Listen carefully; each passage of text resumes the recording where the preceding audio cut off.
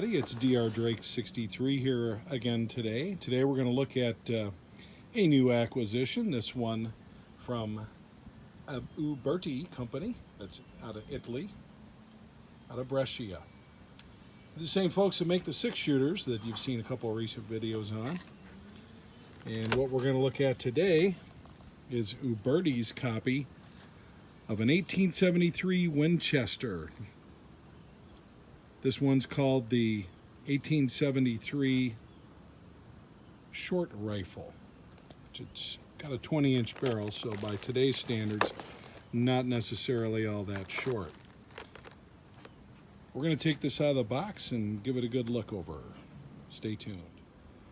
You might notice I've got this sitting out here next to my Henry Big Boy in 44 mag.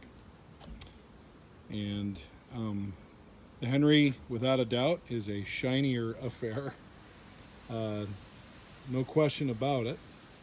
It's also a very good-looking firearm, but just want to switch up a minute and look at the quality of the wood and the workmanship on this Uberti. I think you're going to notice that while Henry's a nice-looking rifle, I think Uberti's outclassed him just a tad. Both of them have an octagonal barrel, as you see. And the difference being is this Uberti is a faithful reproduction of the 1873 Winchester. Now I looked at the new Winchester 1873s and just didn't get my attention like these Ubertis did. This particular one is called a short rifle. It's got a 20-inch barrel, so that's certainly not short by any stretch, but it's also available in a 24-inch barrel as well on longer rifles. So taking a close look at this, you can see the case hardening on this Taylor's smoke wagon version of the Uberti, and you also see it on the Cattleman too. Here on the 1873, this case hardening is actually not case hardening. This is modern metallurgy, which is a good thing, certainly shooting 357s. But it has an acid bath, which gives it that appearance of case hardening. And I was on the fence a little bit about that. I'm not necessarily a fan of stuff that is made to look like something but isn't. But in terms of this particular rifle, you know, obviously with a couple 6-shooters with the same kind of motif, I'm okay with that. But looking at this, you can see it's got a rear adjustable Buckhorn sight, adjustable for elevation. Nice octagonal barrel, as we talked about. And an integral front sight. So this is a good looking firearm. It holds 10 rounds of 357 Magnum, plus 1 if you want to go that route. There is no safety as in a modern Marlin safety or something like that. No lawyered up stuff. What you have instead for a safety mechanism is this spring-loaded pin right here has to be pushed down in order for the firearm to shoot, which is a good thing. You can also see here there's a catch here, and you turn that and that holds the lever in place. Now that looks like something that might have been introduced by lawyers in modern times, but it actually isn't. That technology's been around for a while, and the reason is you get on your horse, you don't want your lever falling open. So that's intentional, and it makes a lot of sense. But staying within the realm of the Western cowboy style shooting, I did a lot of research, and it was apparent to me that you could not go wrong with the Uberti 1873. And again, like I said, I picked 357 because you can also fire the 38 specials, which are a lot cheaper to shoot, just like with these pistols. And Here I've got 3 guns all shooting the same ammo. If I ever decide to match cowboy shoot, I'm good to go. Or if I just want to go have fun on my own, I'm also good to go. Here you see beautifully engraved model 1873. Looking across the top, you can see that your rounds eject out the top, so obviously this isn't going to be something that gets adapted with a scope or anything like that, which I would not be inclined to do. Let's see, it's 357 Magnum.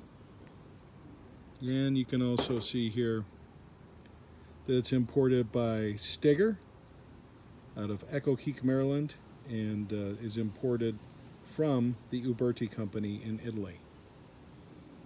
So, beautiful, beautiful looking polished octagonal barrel. Unlike that Henry, loading gate on the side, so it's going to be a bit quicker for reloads. Don't get me wrong, I've got nothing against that Henry. Nothing at all. I think that Henry Big Boy is a cool rifle, but it isn't 44 mag. I'd be more apt to take that rifle out hunting than I would this one, due to a number of factors. Just the fact that this is an $1,100 rifle, and the Henry's $700 rifle, so it's certainly not cheap for a lever action, but beautiful, beautiful workmanship. And so all the way around, very impressed, very impressed. Now, just in terms of good looking guns, as you know, this Henry Big Boy 44 that I have reviewed and shot recently is a gun that is very pretty. No question about it. It has a nice heavy octagonal barrel on it. And if I got a knock on this gun at all, it's not quite as slick in the cycling and levering as you're going to see with that 1873. And I'm a little conflicted on the tube feeding. Okay, certainly for competition shooting, if I make that plunge and become a cowboy shooter, this is probably not going to be the gun I'm going to use. In fact, I know it's not. Backup gun maybe, but it's a beautiful gun to have. It's a beautiful gun to shoot. Very smooth shooting, 44 Magnum. I would take this firearm hunting without a doubt. But I wanted something in 357 Magnum, 357/38, something that I could shoot and have the versatility between the 6 shooters that I have, which are also Uberti, as we mentioned, as well as this rifle. And 357 seemed the way to go. I know a lot of guys want to shoot that 45 long Colt, especially out of the 6 shooters, because it is a round which is more authentic to the Old West. The 1873 at the time never came out as a 45 long Colt, but also wanted to point out, and I mentioned this before, this holster with beautifully tooled leather is meant to hold 38 caliber 357 rounds, and it does. They fit in there nice. It's not too tight. They won't fall out though. Beautifully tooled leather. I also got a cross draw holster because I'm just more inclined with a cross draw shooting right-handed than I am two-handed cowboy Yosemite Sam style. It's just not going to happen because I'm so doggone right-handed. So cross draw made a lot of sense for me. And guys, in the Old West, if you wanted a magazine, reload, speed load, what you do is have another pistol standing by. That's the bottom line. So anyway, just a look at some of my Western type stuff. Lever action wise, I also have got that Marlin 3030. I've had the 1895 GBL. Those are great modern representations, modernistic looking lever actions. But if you want to have something that's more of a cowboy gun, more like the guns that you've seen in the Western movies you might have grown up watching, big suggestion there is to look at some of these reproductions. Now, the Henry Big Boy is its own animal, okay? I don't know what, this reminds you of a lot of guns, but is it a particular gun reproduction? The answer to that, I believe, is no. However, if you're looking at this Uberti, the 1873, which many say is the rifle that won the West, and we'll hear different arguments about that. No, it was the 92. No, it was this. No, it was that. But this is a very faithful and authentic reproduction.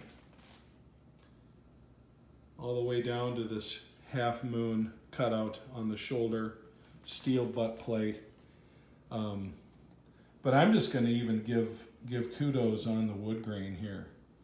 Look at how beautiful that is and how beautiful that finish is. And I want to come over to what I also consider a beautiful finish on the Henry Big Boy. But come on, compare this to this. Looking up on the handguards here on the fore end. Beautiful finish, no complaints. But compared to this, sorry, not making it. Something else that if I was going to get real picky about the Henrys, I don't like this gold color stamp filled logo right here. I just don't like it on either side of the barrel. To me, it does not look like something that is authentic. It looks like something that is more of a presentation or a show gun.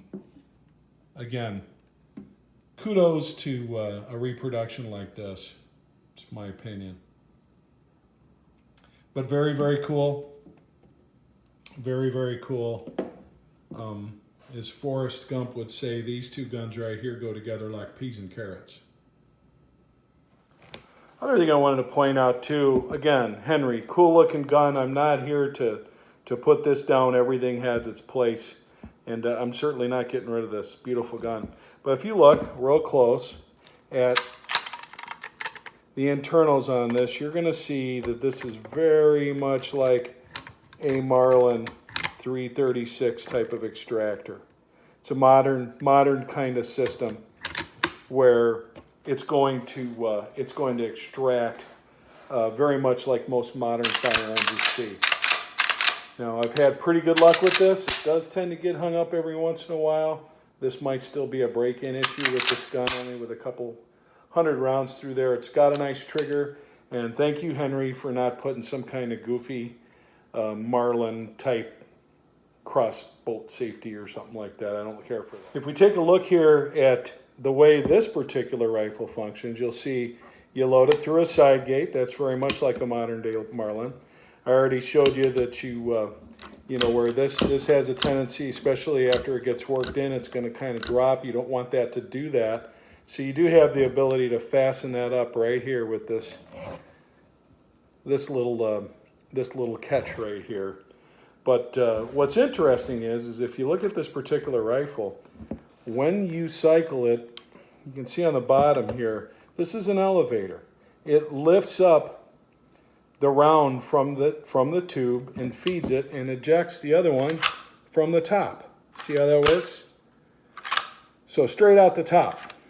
So where you have your Henry that has pre-drilled holes where you could put scope mounting on there, because it ejects from the side, you obviously aren't going to do that with a gun that ejects from the top. I don't know why you'd want to anyway. It's 357 Magnum. If you can't shoot this at 357 Magnum distances with your eyes, probably can't help you. But you can see this is a dust cover. It slides over the top and it will stay closed until such time that you cycle. And when we shoot this, we'll see that the rounds eject straight up, and I might even catch one or two in my hat. But that's the primary difference in the way these two function. This has an internal elevator. The other one, the Henry and the Marlins I've owned, function with a spring ejector type system. So this guy's going to throw the empty case. This one's going to grab a hold of the empty case and strip it out. Other thing I was going to say, the trigger on this Henry, I do like it a little bit better than the trigger on the Uberti. This one's a little bit of a longer, more deliberate pull, and I do totally understand, guys, especially you cowboy guys watching this. You'll say, man, you got to get that slicked up. You need to get that worked on. You need to shorten the pull of your lever here. Short stroke it so you can eject and shoot faster. And I've read a lot of that. I've also read that, especially in calibers like 357, that does a lot to weaken the gun. So I'm not going to run out and do that. I'm going to get to know this gun. I'm going to fire it. I'm going to break it in before we decide, hey, here's what we need to change about it. Just talking a little bit more about this gun. A little bit lighter than the Henry. I'll get the actual stats, but things you could consider doing. You could put a Tang sight on here, Tang mounted sight that pops up, peep sight in the rear. I don't really care for the look of that, but I do understand why guys do that. But as far as philosophy of use, and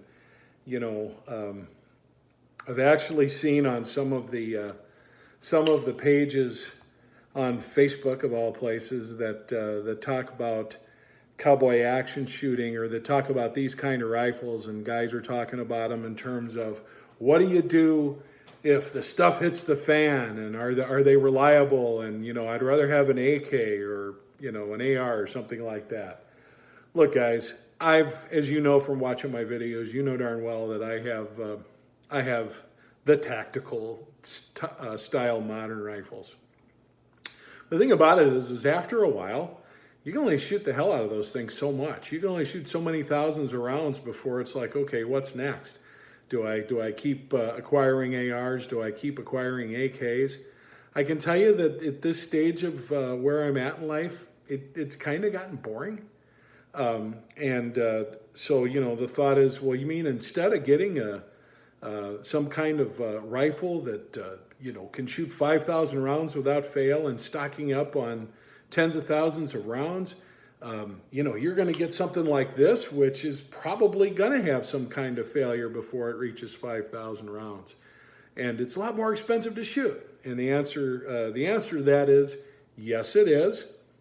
And yes, it will probably break. And these kind of firearms, you're not going to go shoot 500 rounds in one of these in a day. Now, I know there's cowboy action guys that might scare that number to death from time to time, but the point is this is something that holds 10 shots.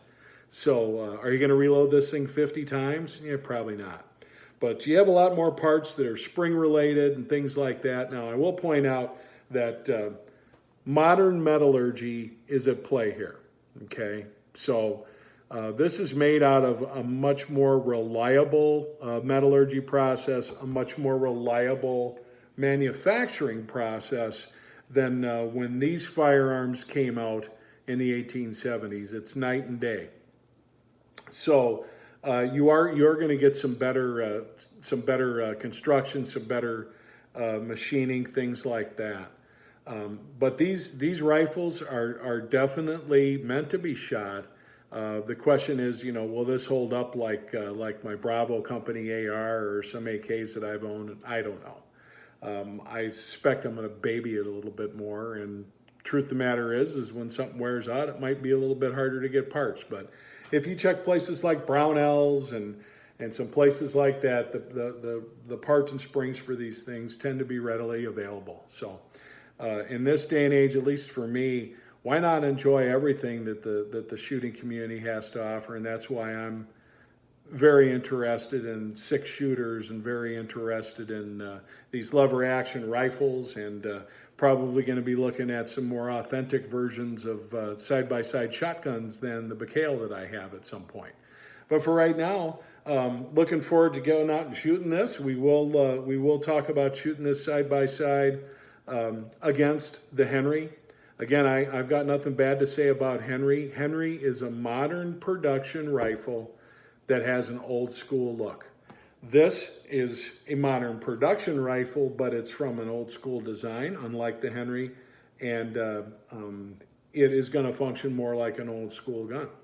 And what's different about now in 1873, 1875, 1890, whenever you might have picked one of these up, what's different now is we've got a lot more reliable ammo, we've got more powerful ammo, and that kind of leads me to the next thing. I've heard a lot of people say, well, gosh, the 357 Magnum, these guns might not perform well with that. Well, I think if I'm going to manually load, which I don't currently do my rounds, and try to load really hot rounds like you might work up for hunting, over time that's probably not the best thing for this kind of firearm. But going and buying a box of American Eagle 158 grain or something like that, and shooting 357 Magnum, no problem. What am I going to shoot a lot of, especially if I get into competition? No question, it's going to be 38 specials. Why? Because they're a lot cheaper. So I suspect that as long as I'm of the mindset that at some point I'm going to have to do some work on this gun, which means take it apart and get to know it and replace things. And oh my gosh, that almost sounds like heaven to me. But thanks for watching. This is Dr. Drake 63 saying, support the National Rifle Association, guys. Have a great day.